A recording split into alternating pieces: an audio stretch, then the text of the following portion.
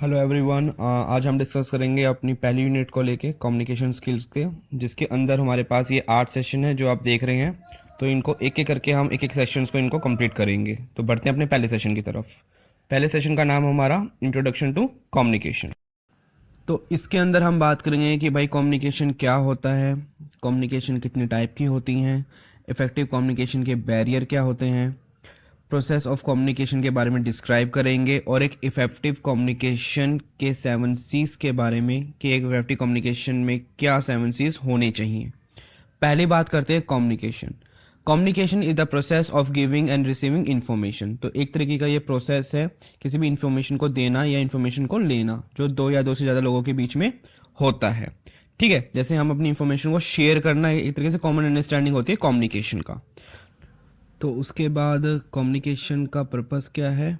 Inform करना, किसी को इन्फ्लुएंस करना और अपनी इन्फॉर्मेशन को शेयर करना। तो अगर मैं इन्फॉर्म की बात करूं तो जैसे क्या होता है, हमारी रेलवे की अनाउंसमेंट होती है, ठीक है, तो हमें कोई तरीके से इन्फॉर्मेशन मिल रही है, क्लियर। तो ये हमारा क्या होता है, इन्फॉर्म। और अगर मैं इन्फ्लुएंस की बात करूं तो जैसे हमारे जो पॉलिटिक्स होते हैं, तो एक तरीके से वोट लेने के लिए हमें इन्फ्लुएंस करते हैं, ठीक है, या कोई टीचर हमें कोई राइट चॉइस के लिए इन्फ्लुएंस करता है बताने के लिए। ठीक, अब बात आते हैं शेयर पे। तो क्या होता है कि हम कभी अपनी इन्फॉर्मेशन को शेयर करते हैं, हम जैसे ग्रुप में भी अपनी बात को रखते हैं, शेयर करते हैं कि वो फ्यूचर उसके लिए देखी जाए, उसको क्या बोलते हैं हम, शेयर करना।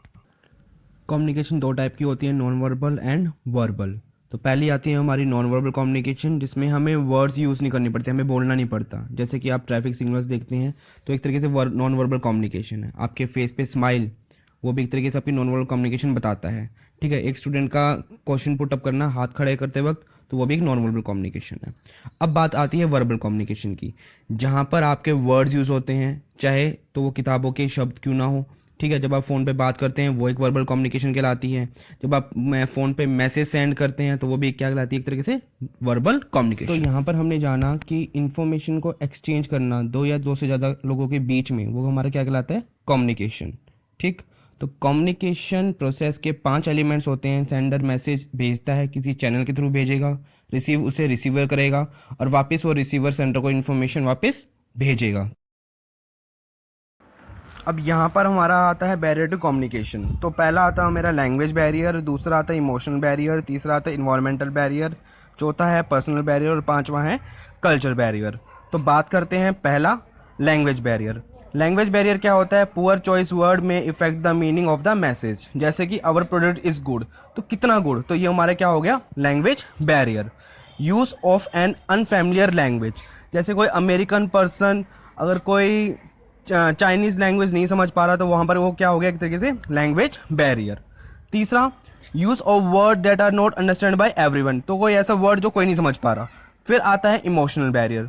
इमोशनल बैरियर के अंदर क्या होता है कि हम जब किसी से कम्युनिकेट कर रहे होते हैं, तो दूसरा पर्सन अपने किसी और ही ख्यालात में क्या हो रहा होता है, तो वो हमारा क्या कहलाता है, इमोशनल बैरियर।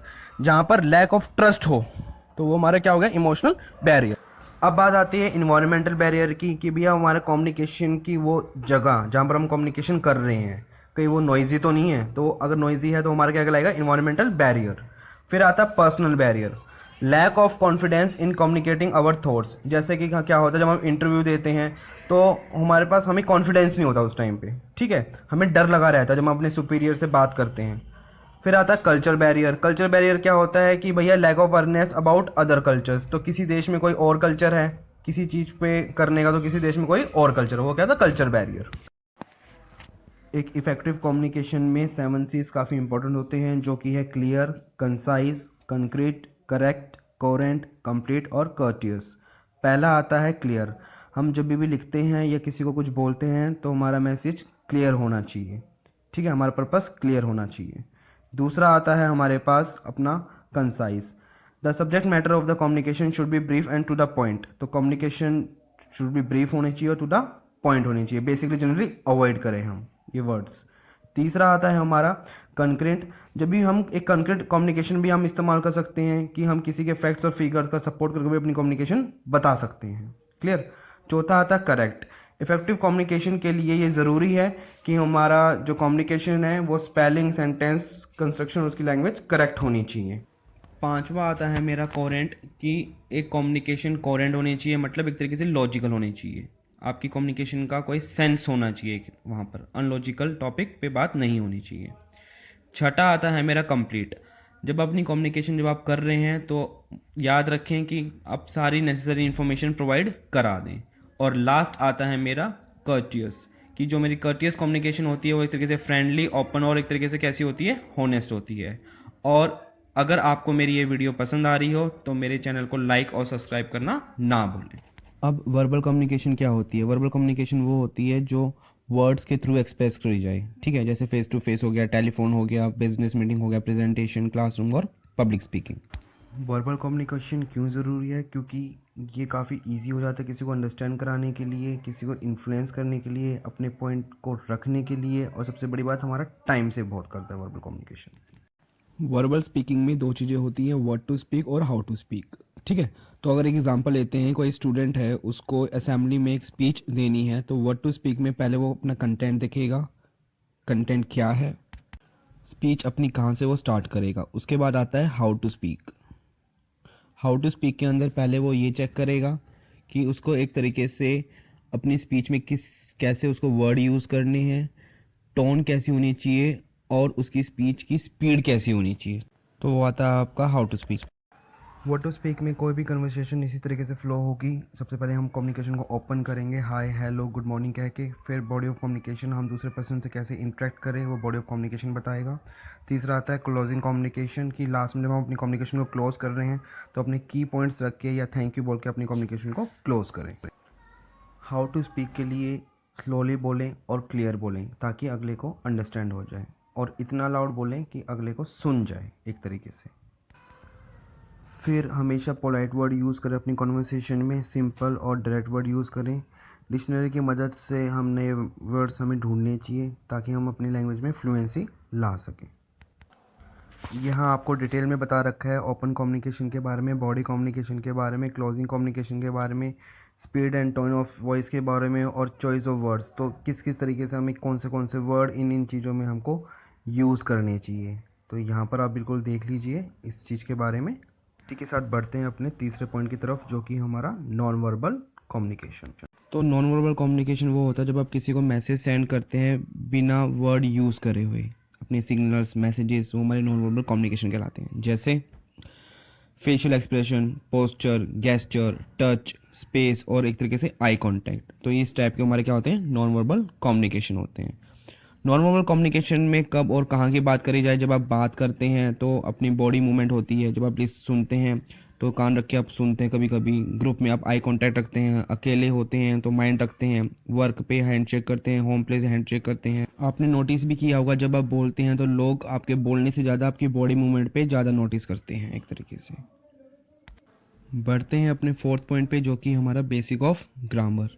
इसके अंदर हम बात करेंगे ग्रामर क्या होता है, सब्जेक्ट्स किसे कहते हैं, वर्ब्स, ऑब्जेक्ट्स किसे कहा जाता है, डायरेक्ट और इनडायरेक्ट ऑब्जेक्ट्स क्या होते हैं, एक्टिव वॉइस क्या होता है, पैसिव वॉइस क्या होता है, और अपने सेंटेंसेस के टाइप्स कैसे आइडेंटिफाई कर सकते हैं। तो पहले हम देखते हैं definition. Grammar is a set of rules that tell us how to communicate in a language. तो ग्रामर क्या है? एक तरीके से नियमों का समूह है कि किस तरीके से हमें अपनी लैंग्वेज को कम्युनिकेट करना चाहिए। यहाँ पर नीचे आपको दो सेंटेंस दिए गए हैं, माई नेम इज़ दिव्या और दिव्या नेम माई इज़। तो जो फर्स्ट सेंटेंस है वो ठीक है। क्यों? क्योंकि इसमें जो ग्रामर के जो रूल्स हैं वो ठीक हैं।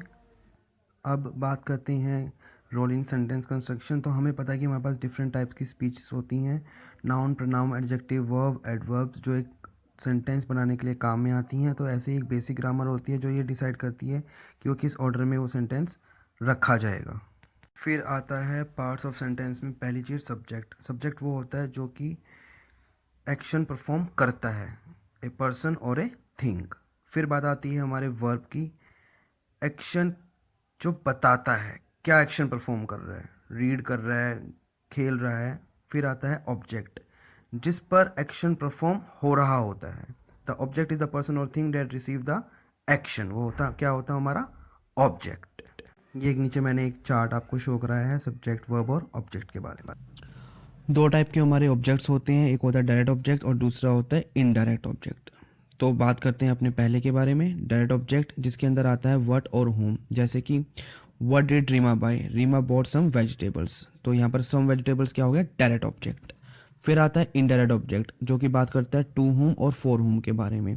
To whom did Abdul give the gift, Abdul give his mother, तो हिज मदर क्या हो गया, टू हुम, ये हो गया इनडायरेक्ट। अब हमारे पास दो टाइप की वॉइसेस होती हैं, एक्टिव वॉइस और पैसिव वॉइस। एक्टिव वॉइस वो होता है जब सब्जेक्ट ऑब्जेक्ट पर एक्शन परफॉर्म करता है, जैसे मोहन प्लेड द फ्लूट, तो वो क्या हो गया हमारा एक्टिव वॉइस। और हमारा पैसिव वॉइस होता है जब किसी ऑब्जेक्ट से हमें सब्जेक्ट पे कोई चीज एक्शन रिसीव हो रहा होता है, जैसे जब flute was played by Mohan. तो इसके अंदर हमारे पास चार टाइप से सेंटेंसेस आते हैं, डिक्लेरेटिव, इंटेरोगेटिव, एक्सक्लेमेटरी और इम्पेरेटिव सेंटेंस। तो बात करते हैं पहले डिक्लेरेटिव के बारे में। डिक्लेरेटिव की जो एंडिंग होती है हमेशा फुल स्टॉप से एंड होती है, जैसे I went to college today, तो वहाँ पर हमने फुल स्टॉप लगा दिया तो वो क्या हो गया, डिक्लेरेटिव सेंटेंस। ठीक है। फिर उसके बाद आता है इंटेरोगेटिव। इंटेरोगेटिव हमेशा क्वेश्चन मार्क से होगा, जैसे did you go to school today, तो वो हमारा एक तरीके से क्या हो गया, इंटेरोगेटिव सेंटेंस। उसके बाद हमारा बात है एक्सक्लेमेटरी सेंटेंस। एक्सक्लेमेटरी सेंटेंस एक तरीके से स्ट्रॉन्ग इमोशन शो करता है, जैसे कि जॉय, सैडनेस, फियर और वंडर, जैसे I want to college today, तो एक तरीके से क्या है, एक तरीके से स्ट्रॉन्ग इमोशंस हैं। फिर आता है हमारा इम्पेरेटिव, जो एक तरीके से क्या होता है, किसी को ऑर्डर देना, कमांड देना, रिक्वेस्ट करना, सजेस्ट करना या एडवाइस देना, तो ये हमारा क्या होता है, इम्पेरेटिव। होप आपको वीडियो पसंद आई होगी। Thank you so much.